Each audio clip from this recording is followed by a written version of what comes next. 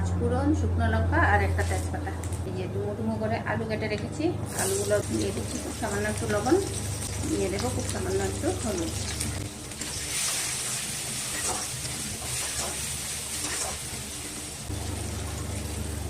একটু ঢাকা দিয়ে রাখি। তো আলুগুলো ভাজা হয়ে গেছে, এখানে আমি বাঁধাকপি কুচিয়ে রেখেছি, ওটা ঢেলে দিচ্ছি।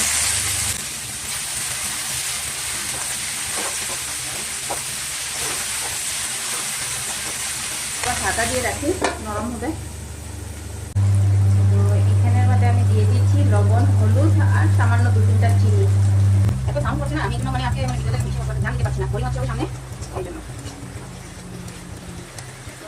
দেবো আদা, গ্রেট করে রেখেছিলাম আদা, দিয়ে দেবো চিরা কাঁচা লঙ্কা, টমেটো ডুমো ডুমো করে কেটে রেখেছি, দিয়ে দিচ্ছি।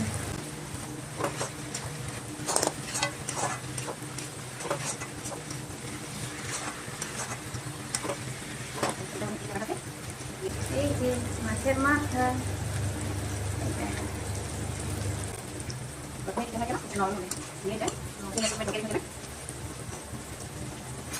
ঢাকা দিয়ে রেখে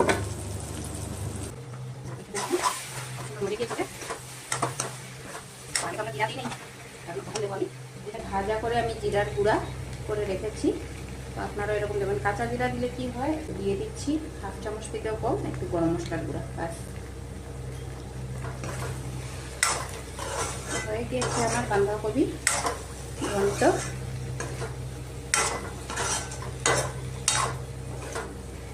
কমপ্লিট। তো যদি আমার বাঁধাকপির রেসিপিটা আপনাদের ঘন্টটা ভালো লাগে তো অবশ্যই একটা লাইক করবেন, কমেন্ট করবেন আর শেয়ার করতে ভুলবেন না। তো দেখা হচ্ছে আপনাদের সাথে নেক্সট ভিডিওতে। টাটা।